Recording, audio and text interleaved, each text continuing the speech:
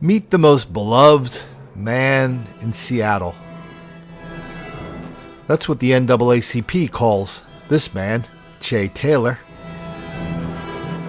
Which is quite an accomplishment because Jay has spent the better part of his adult life in prison for multiple felony convictions, including rape, robbery, assault, things like that. Anyway, Jay's no longer with us. The NAACP and lots of other people in Seattle say the cops gunned him down a few weeks ago for no reason whatsoever. Now they're seeking justice. Seattle police shooting of a black man blocked traffic today, and they demanded police accountability and also a criminal investigation. Yes, my brother might have been the sacrificial lamb, but the ball is in our court to take it to the next level for our people as a whole.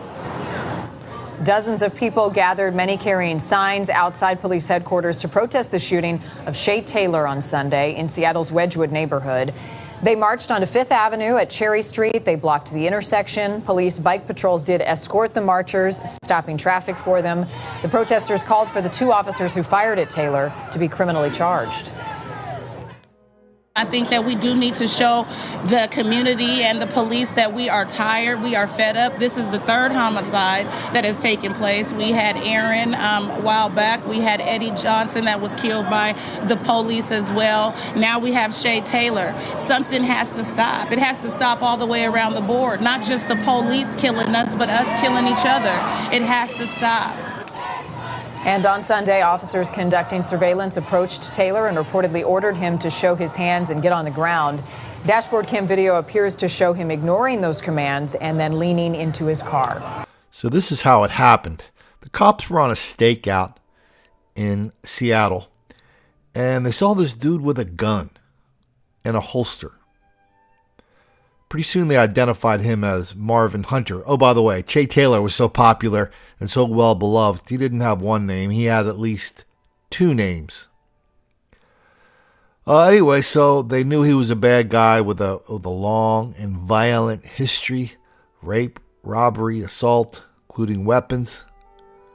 So, case like that, you call for backup. When he was about to get into his car, They kind of rolled up on him and surprised him. They said, "Get on the ground." You're going to see this in a minute. Get on the ground. He lunges into his car. At that point, they killed him. The cops shot him because he was going for a gun. In the car, they found crack cocaine, tar heroin, and a gun. There were other people in the back seat of the car. They also had a lot of drugs on them.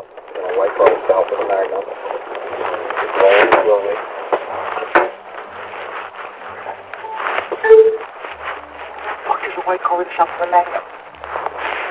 Oh, right there. Turn the wrong corner. Wrong corner. So, move it in. Yeah! Get on the ground! Hands up! Right now! Hands up! Shots fired! Shots fired! Hands up! Let's take one more look at that clip because it's actually hard to see him. He kind of blends into that tree in the background.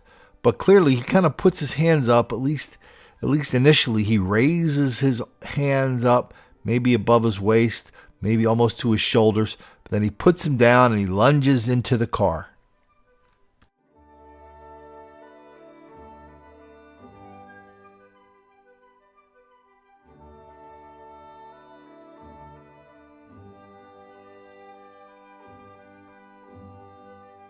Boy, this Seattle story sounds really, really familiar.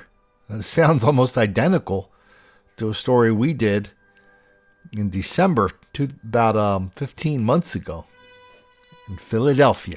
Residents gathered at the Lawn Crest Recreational Center to talk about improving their neighborhood when family, friends, and activists supporting Brandon Tate Brown began to throw chairs and chant Black Lives Matter. We need to make sure that the police are accountable to civilian voices, that there needs to be a movement towards transparency. Brandon Tate Brown was pulled over by police in December. Officers say they spotted a gun in the car. After a struggle, officers shot and killed Tate Brown. District Attorney Seth Williams announced today that the officers would not be charged, saying video evidence and 3 eyewitness accounts show Tate Brown was attempting to reach for that gun. We want the name of the officer who killed Brandon Tate Brown. In Seattle, they ran several stories about how upset lots of people were that they released the criminal record of Mr. Che Taylor. It didn't have anything to do with anything, they said. Well, they also said the same thing about Mr. Tate Brown. He kind of had the same kind of record, and he had been out of prison about the same time as Che Taylor. He'd been out of prison about a year or so. He'd been in there for 5 years. This guy in Philly shot 2 people sitting on a porch. So the only reason he was sentenced to 5 years for shooting somebody and not killing them is because he was not a very good shot. So he does 5 years, he gets out, he's got a job in a car rental place for a few months. He's driving a car around at 3 a.m. through a high crime section of Philly. I'm sorry, now I'm using the euphemisms. He's driving a car with no lights on at 3 a.m. in a black section of Philadelphia. When they pull him over, gets out of the car, they start asking him questions. Next thing you know, there's a struggle. Next thing you know, he's lunging for the inside of his car where there's a gun, and he gets killed. Same drill here. People say his record didn't matter.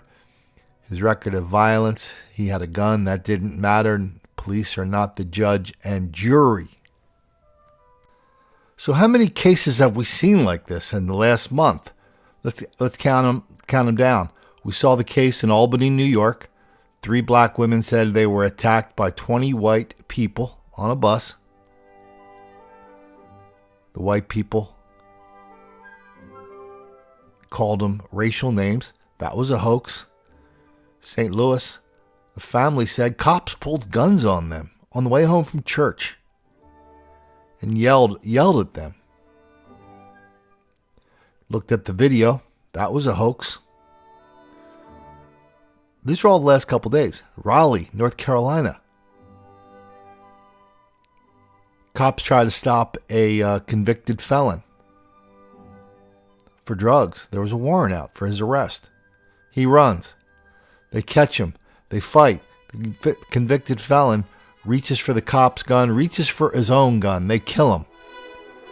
Next thing the cops killed the bad guy. Thank God it wasn't the other way around. Within 24 hours, they're on the streets with signs and protests saying the cops shot the guy in the back 7 times for no reason whatsoever. And he didn't have a gun. They shot an unarmed man, no reason whatsoever. That was a hoax. Now we get the same thing happening here in Seattle.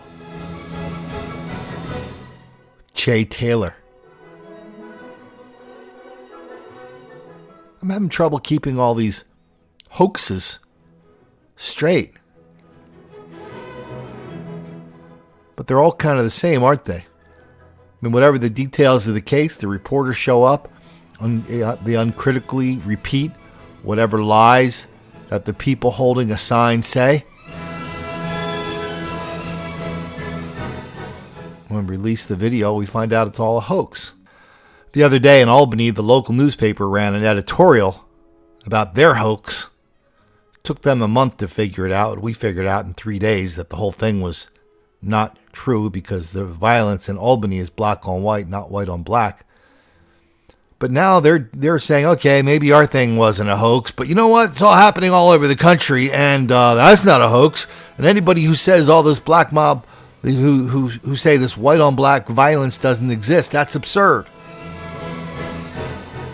So now they're relying on other hoaxes to defend their reporting of the current hoax. I know, it sounds stupid.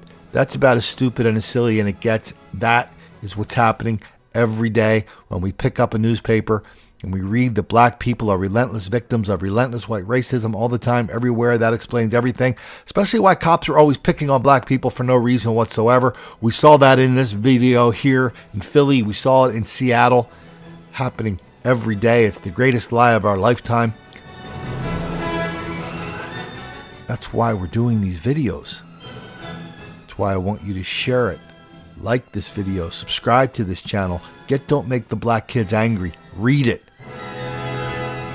Give it to somebody who needs to read it. And if you try and tell me you don't know anybody who needs to read this book, then I will tell you you're in denial almost as badly as the clueless reporters that go to these stories, look into the camera, and just repeat this hoax word for word without one molecule of evidence. This is Colin Flaherty reminding you, if you're in Seattle or Philly or anywhere in between